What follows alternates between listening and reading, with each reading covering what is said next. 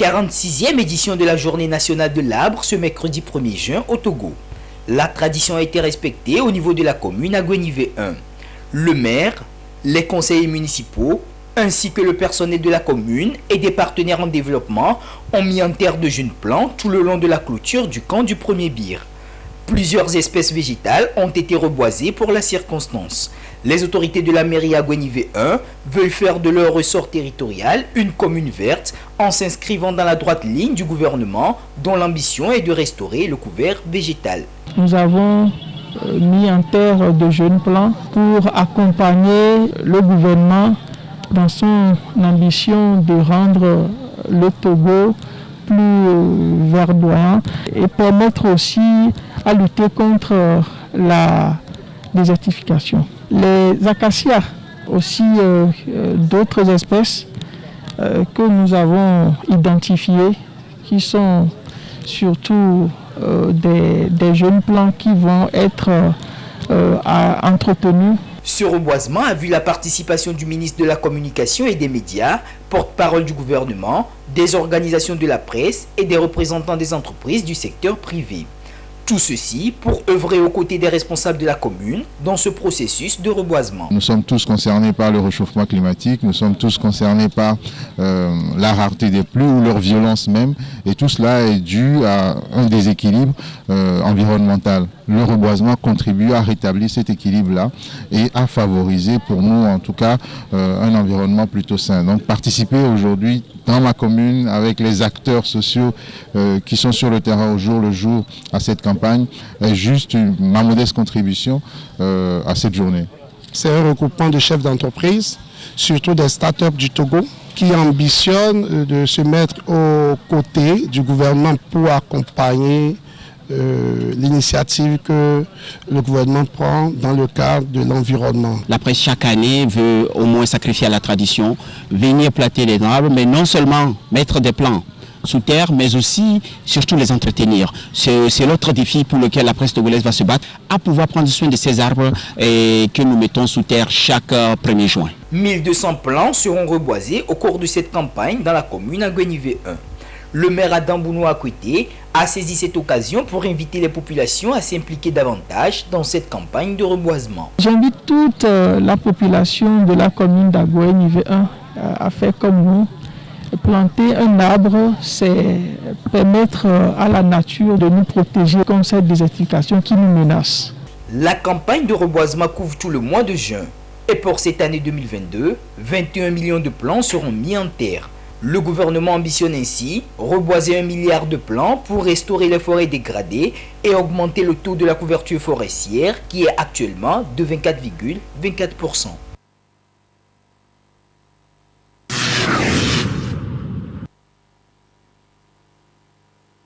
46e édition de la Journée nationale de l'arbre, les forces armées togolaises répondent à nouveau à l'appel du gouvernement togolais pour la reconstruction du couvert végétal. Ce 1er juin 2022, c'est ici à la base du 1er bataillon d'intervention rapide BIR que Madame le ministre des Armées Essosmna Marguerite Nyakade a donné le top départ pour l'opération.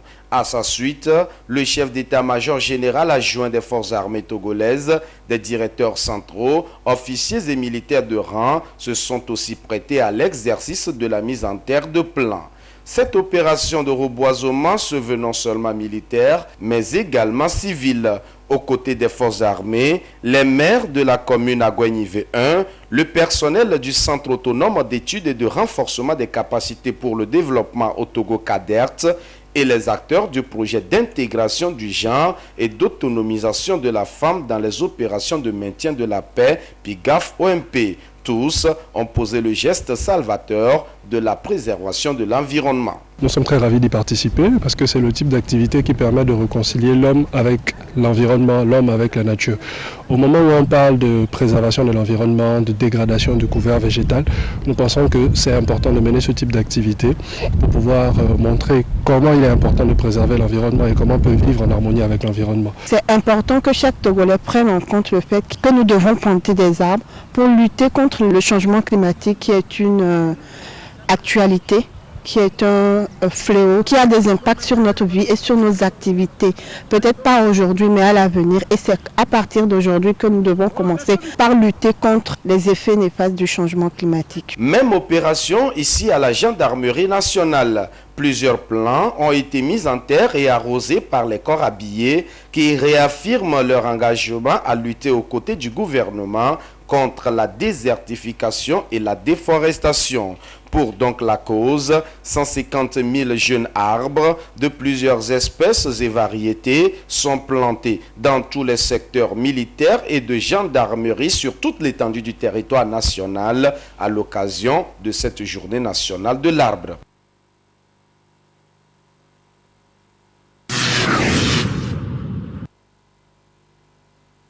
Le 1er juin 2001, elle s'est implantée à Lomé, la capitale, au service de la population togolaise.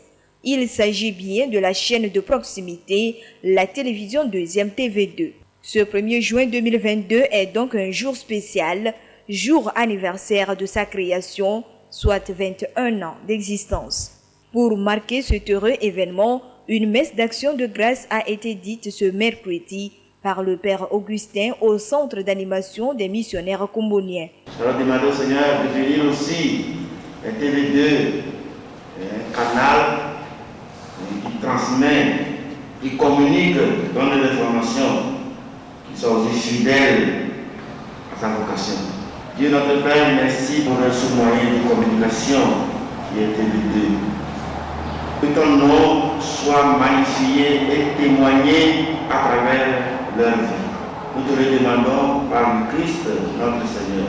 Amen. Notre Père et du Fils et du Saint-Esprit. Amen. Responsables et personnels de TV2 ont donc pris part à cette célébration eucharistique.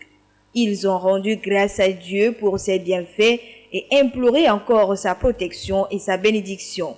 Occasion pour les fidèles téléspectateurs de la 2 de formuler des vœux. Que TV2 anime sa mission dans la foi, la vérité, pour permettre à tous ceux qui désirent suivre les émissions, qui vivent la vie du pays, qu'ils connaissent par TV2 cette voie que le Père nous a enseignée. Nous tous, nous vivons dans la voie de Dieu, nous vivons pour les autres, et une mission d'information, de communication est une très très grande mission. Que Dieu vous accompagne dans cette mission, qu'il vous donne tout ce qu'il faut pour que vos auditeurs soient heureux et qu'ils suivent, participent à la vie de la nation. Mes vœux les meilleurs, c'est que la TV2 puisse continuer à diffuser les informations nationales et internationales et de continuer aussi à faire de bonnes émissions pour la population togolaise. Une fois encore, merci et courage pour tout le personnel de la TV2. La télévision 2e continue sa mission d'information, de formation et de divertissement pour le bonheur des Togolais. La chaîne s'adapte progressivement aux exigences numériques de l'heure, notamment les réseaux sociaux. Elle dispose principalement d'une page Facebook et d'une chaîne YouTube sous le nom TV2 Togo.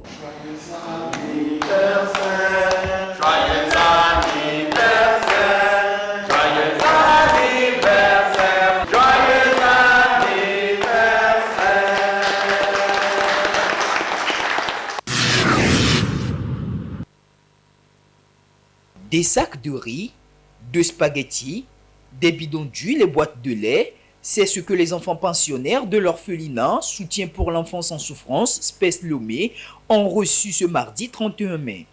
Des dons en vivres offerts par la société chinoise Grande Muraille Distribution en collaboration avec la mairie d'Aguenivé 1. C'était en présence des autorités traditionnelles du milieu et des responsables administratifs de SPES Lomé. Une manière pour les donateurs d'encourager les efforts des responsables du centre, mais aussi de soutenir les enfants dans le but de les mettre dans les conditions adéquates pour des lendemains meilleurs. Nous organisions des soirées où nous avons l'habitude d'inviter des gens pour promouvoir l'image de notre marque. Mais depuis, avec le Covid-19, nous ne sommes plus capables d'organiser ces événements. Donc nous avons dû anticiper un truc vers le social et nous avons commencé par mener des actions comme celle-ci, à faire des dons dans des orphelinats sur Lomé. On a fait des dons de masques, des dons de vivres. Bon, et on continue. Avec l'allègement des restrictions par rapport au coronavirus maintenant, nous pensons dans les mois à venir organiser une soirée. Un buffet, un dîner dans un hôtel de la place. On aura des invités comme la présidente de ces orphelinats que l'on visite, le monsieur le maire, bon, tous ceux qui nous aident à mener ces actions-là, on va les inviter. Pour les autorités communales, il était très important d'accompagner cette action de la société Grande Muraille Distribution pour le bien-être des enfants. C'est une initiative noble de soutenir les enfants en difficulté pour pouvoir leur garantir un avenir meilleur. C'est eux qui viendront soutenir ces actions demain. Et nous tenons à remercier déjà la société Grande Muraille qui a pensé à ces enfants.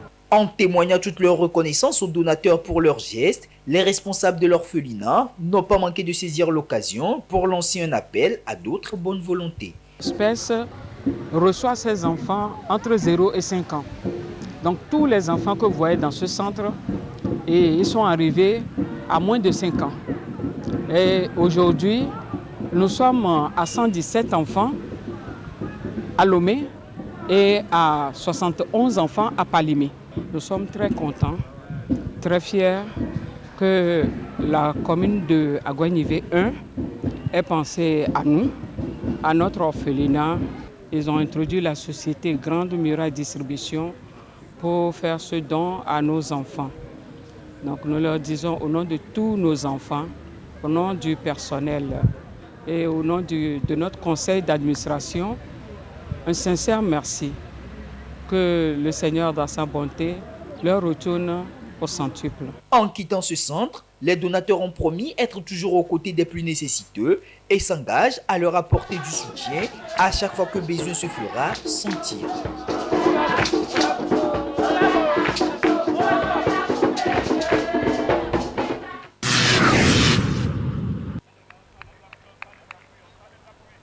Dernier virage avant la rencontre contre les Swatini pour le compte de la première journée des éliminatoires de la CAN 2023. Les éperviers du Togo ont affiché grand complet ce mercredi après-midi au stade de Kégué avec l'arrivée du reste des joueurs. La séance d'entraînement a été conduite par le sélectionneur Paulo Duarte et ses assistants dans une ambiance entretenue par le public qui a été autorisé au stade. Pour les joueurs, la motivation est au beau fixe et l'on attend que le grand jour. On s'entraîne bien, on est disons prêt pour le match. Nous devons bien débuter la campagne, donc il faut une victoire. Donc on est motivé pour ça et on espère remporter avoir 3 points le vendredi. Comment faire pour gagner le match, c'est le plus important. Donc c'est le discours qui passe actuellement entre nous, comment faire pour gagner le match et on est prêt pour ça. C'est un match important pour nous. On doit gagner obligatoirement. L'équipe arrive sur trop défensivement, mais nous, on essaie de mettre nos systèmes par rapport à ce que le coach demande. Essentiel d'être présent dans le but, parce que pour avoir les 3 points, il faut marquer. Depuis 4 années, le Togo n'a plus parlé de CAN et c'est un défi à relever. La mobilisation doit être générale et les autorités ont mis tous les moyens pour y parvenir. Djenda Konam et ses coéquipiers en sont aussi conscients et une victoire face à l'Eswatini ce vendredi s'impose pour se mettre en confiance. On est tous conscients de ce qui nous attend, on travaille bien, on se parle entre nous sur le terrain, à l'hôtel et tout, et on se donne la confiance surtout, parce qu'on sait que les éliminatoires, le premier match c'est très important, donc on donnera tout, le maximum pour gagner ce match. Il fut un moment qu'on a pu gagner ici à Kégué, mais je pense que le public aussi nous a beaucoup manqué, donc les voir vendredi massivement ici, ça va encore nous booster pour prendre les 3 points ici. Tout le monde est conscient de l'enjeu. Le peuple togolais nous soutient chaque temps et ils ont besoin de cette CAN. Parce que ça fait de cela 4 années que nous n'avons pas participé à une CAN. Donc je crois que nous sommes conscients de l'enjeu et là nous sommes préparés en conséquence. Et je crois que pour le moment, ce que je peux dire, nous sommes tous concentrés pour le match de vendredi. Donc nous allons essayer de bien commencer ces éliminatoires et voilà, et être qualifiés pour cette CAN. 15 000 spectateurs au stade de Kégué, c'est le nombre autorisé par la CAF. Le public peut donc faire le déplacement pour pousser haut les éperviers pour une première victoire face à l'Eswatini ce vendredi au stade de Kégué, avant le déplacement le 7 juin prochain au Maroc pour y jouer le Cap-Vert.